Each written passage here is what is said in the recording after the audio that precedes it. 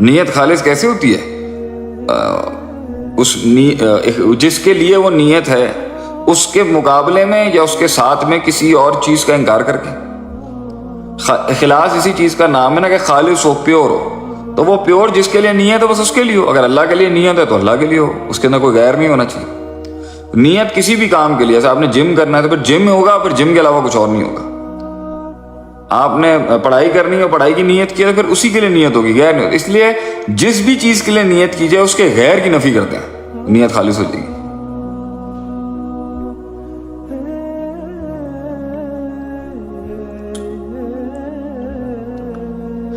استاد I in search of a mentor, what qualities should I look for? ایک ایسے استاد کے پاس جانا چاہیے. میں کہتا ہوں دنیا میں کہتے ہیں جو لوگ اچھا پرفارم نہیں کرتے نا، فیلئرز ہوں جن کی لائف میں، جنہوں نے نفاق بھی دیکھا ہو، جو گناہوں کو سمجھتے ہوں، گناہوں سے گزرے ہوں، ایسے استاد سے پڑھنا چاہیے جو برباد ہوا ہو اندر سے، جو بربادی سمجھتا ہو، وہ بربادی بتا دے گا کیا ہے. اور ایسا بھی نہیں ہے ایک شخص جو ہے اگر وہ بالکل سلیم الفطرت ہے اور نیک ہے اور اس نے زندگی میں غلط کام نہیں کیا، اس سے بھی سیکھ سکتے ہیں، لیکن اس میں زیادہ وہ چیز آئے گی جو سمجھتا ہوگا چیزوں کو، جو فیل ہوا ہوگا. سر جی کیسے پتا چلے گا زندگی میں سب کچھ ٹھیک ہے؟ جب سب کچھ ٹھیک نہیں ہے تو سب کچھ ٹھیک ہے. احمد مغل، یار مہنگا جواب ہے یہ. جب سب کچھ ٹھیک نہیں ہے تو اس کا مطلب ہے سب کچھ پورا ٹھیک ہے. جب سب کچھ ٹھیک ہے اس کا مطلب ہے بہت کچھ ٹھیک نہیں ہے. مشکل جملہ ہے یہ. بچے ٹھیک ہیں، پیسہ بھی آ رہا ہے، دولت بھی آ رہی ہے، بیوی بھی ٹھیک ہے، خوشحالی بھی ہے، امن بھی ہے، سکون بھی ہے، اس کا مطلب ہے سم تھنگ از رانگ.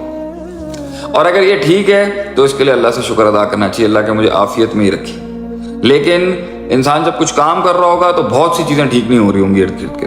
یہ دلیل ہوتی ہے مسائل ہیں، تکلیفیں ہیں، پرابلمز ہیں، غم ہے، دکھ ہے، بے چینی ہے، یہ ٹھیک ہے.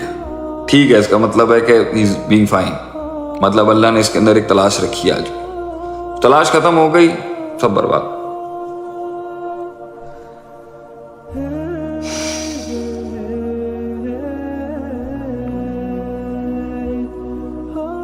بے یقینی کو دور کرنے کے لیے کیا کیا جائے؟ شیخ صاحب اپنے آپ سے ملنے کے بعد ہم کیوں تنہا ہو جاتے ہیں؟ پرنس اقبال، میرے لیے کوئی نصیحت یہ ہے کہ شہزادہ کراچی آ جائے اور ہمارے گلے لگ جا کے.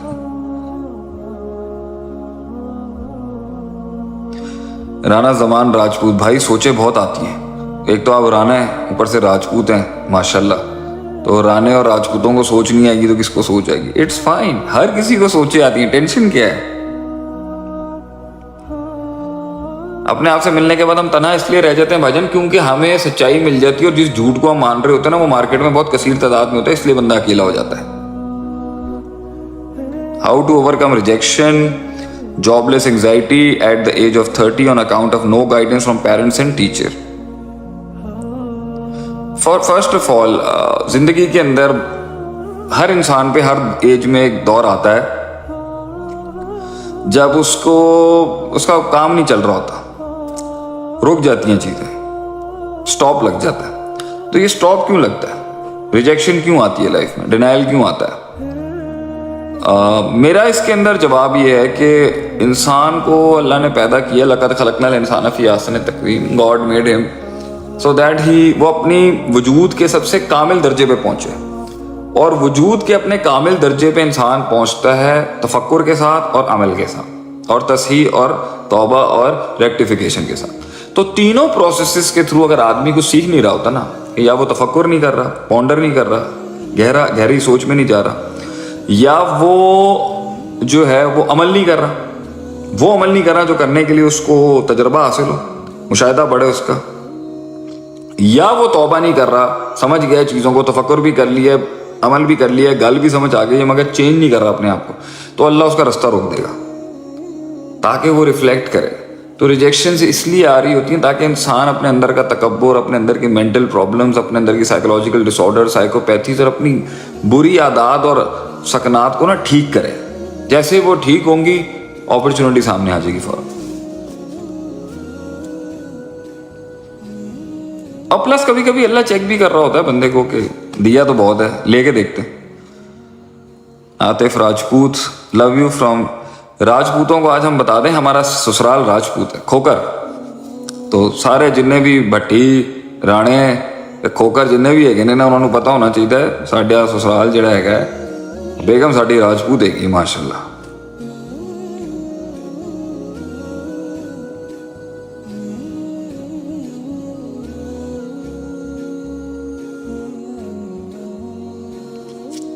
امتیاز بھائی اللہ آپ کو خوش رکھے ان شاء اللہ تعالیٰ. ہم جو ہے وہ اموچے کتروا لیں گے اپنی. بہت شکریہ. آپ نصیحت کر دیا کریں, نہیں کہ مسلمان بھائی کا خیر خواہ ہوتا ہے, اسے نصیحت کر دینی چاہیے, کوئی مسئلے کی بات نہیں.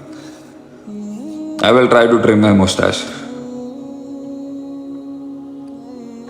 بزنس سٹارٹ کرنے کے اصول یہ ہیں کہ سب سے پہلی بات ہے آپ یہ بتائیں آپ کا جاب, آپ کا کسی کے پاس کام کرنے کا تجربہ کتنا ہے, آپ فائنانس کو کتنا گھمانا جانتے ہیں, آپ یونیک سیلنگ پوائنٹ بنانے کے کیا آپ کا کریٹو مائنڈ کتنا زیادہ ہے, آپ نے کسی کے پاس کام کر کے سسٹم کو چلتے ہوئے کتنا دیکھا ہے, سسٹم کی نیٹی گریٹیز کتنی جانتے ہیں آپ, چاہے 8 بندوں کا تھا, چاہے 5 بندوں کا تھا, 10 بندوں کا تھا, آپ نے کیا دیکھا ہے, وہ کس طرح بیچتا تھا, کہاں سے لاتا تھا, کس طرح بناتا تھا, لوگ کیسے آتے تھے, کسٹمرز کیسے آتے تھے, کسٹمر ڈیلنگ کیسی ہوتی تھی, فائنانس کیسے آتا تھا, ریونیو, یہ ساری چیزیں اگر آپ نے کہیں پہ لگ کے کام کر کے سیکھی ہوئی ہیں تو بسم اللہ کریں. کسی بھی کاروبار کے اندر آپ اپنے بڑے اصولوں کے ساتھ کچھ بھی چلا لیں گے, ٹینشن کیا ہے.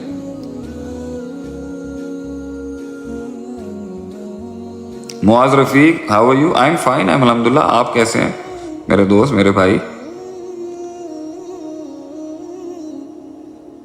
سدیش خان, محبت سوچ کے کرنی چاہیے یا بن سوچے کرنی چاہیے؟ محبت ہمیشہ سوچ کے کی جاتی ہے, بن سوچے محبت بے وقوفی ہوگی. پوچھیں کیوں؟ کیونکہ آپ کو پہلے محبت کرنے سے پہلے سوچنا پڑتا ہے نا کہ یہ قابل ہے یا نہیں, اس کے یہ قابل. جو بغیر سوچے محبت ہوتی ہے نا اسے انفیکچویشن کہتے ہیں. سوچ کے محبت کی جاتی ہے, اور وہ سوچنا کیا ہوتا ہے, کیا یہ قابل ہے, کیا یہ کون سے اس کے اندر اخلاق ہیں, کون سی سیرت کا حصہ ہے اس میں جس پہ دل دینا چاہیے. جو ظاہریت کو دیکھ کے جو دل دینا ہوتا ہے, نہیں تو انفیکچویشن ہے, تو بیوقوف آدمی کرتا ہے, یہ تو جذباتی آدمی کرتا ہے. محبت تو کی جاتی ہے باطن کے انسان کے ساتھ, وہ سوچ کے وقت لگا کے ٹائم لگا کے کرنی پڑتی ہے.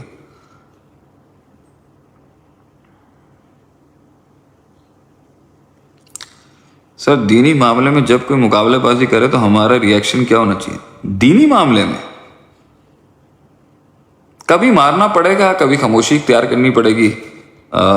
حافظ دانش, کبھی وَإِذَا خَاطَبَهُمُ الْجَاهِلُونَ قَالُوا سَلَامًا کرنا پڑے گا, کبھی کسی بڑے کو کہہ کے اس کو سمجھانا پڑے گا. لیکن دینی معاملات کے اندر نا شیطان زیادہ تنگ کرتا ہے, تو اٹس بیٹر.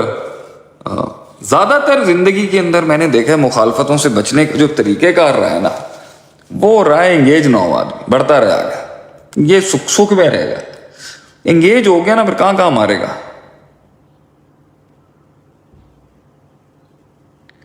کوئی اگر رونے سے بھی نہ ملے, دنیا میں رونے سے ملتا کون ہے؟ دنیا میں صرف ایک ہے جو رونے سے ملتا ہے, اور وہ اللہ ہے. دنیا رونے سے نہیں ملتی, دنیا علیحدہ طریقے سے ملتی ہے, اللہ رونے سے مل جاتا ہے. تو اللہ کے لیے رو, دنیا کے لیے کیوں رو رہا ہے؟ دنیا کے لیے کیوں رو رہی ہو میری بہن؟ کوئی رونے سے نہیں ملے گا اس دنیا کے اندر. آپ آنسوں کے دریا بھی بہا لیں گے, وہ دہلیز ہی کیا جس کے اوپر وہ محبوب آگے قدم رکھتے, کبھی بھی نہیں ملے گا آپ کو. You will not get by begging it from the world. قابل ہوتا یا ہوتے تو خود ہی قابل نہیں ہے, تو دل نہیں دے ایسے لوگوں کو. ہمارے لوگوں کو دل دینا چاہیے سوچ سمجھ کے, جیسا بھی کہنا محبت سوچ سمجھ کے ہوتی ہے, دیکھ کے پاگلوں والی نہیں ہوتی. جس سے سوچ سمجھ کے نہیں ہوتی وہ اللہ ہے, جس کو سوچ سمجھ کے بغیر جس کو رو کے ملتا وہی اللہ ہے. دنیا رو کے اور اندھی اور پاگل بنے میں نہیں حاصل کی. You have to look and balance and judge.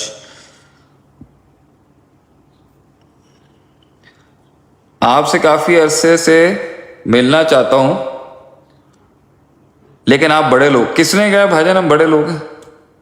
یہ بھی آپ کے ساتھ ہم مل تو رہے ہیں, کس نے کہا بڑے لوگ ہیں؟ کوئی بڑے لوگ نہیں ہے بھائی جان. آپ جب چاہے ملنا چاہیں, وہ اور بات ہے مصروفیات ہوں گی, ایسی کوئی بات ہی نہیں ہے.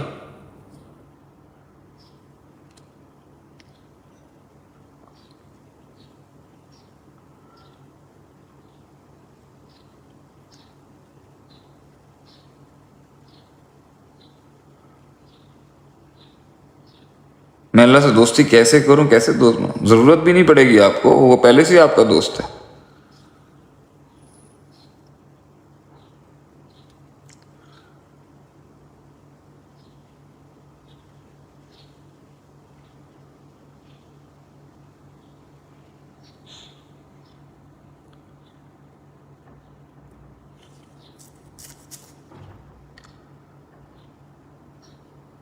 چلیں جی, ماشاء اللہ.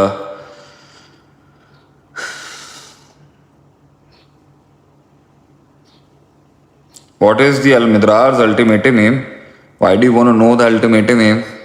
کچھ چیزیں ویژن کی ہوتی ہیں جو ڈیسائیڈڈ ہوتی ہیں, کچھ چیزیں ہوتی ہیں وقت کے ساتھ چل رہی ہوتی ہیں. تو مائکرو لیولز کے اوپر تو ایمز بدلتے رہتے, میکرو لیول کے اوپر تو اللہ ہے, دین ہے, دنیا پر بھی دین ہے, امت ہے, یہ میکرو ایمز ہیں ہمارے.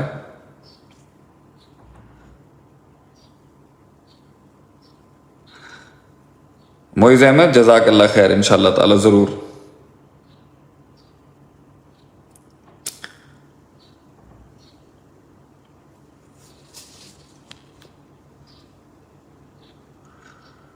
حافظ زین, بہت شکریہ آپ کا, جزاک اللہ خیر, بارک اللہ فیکم, تھینک یو جی.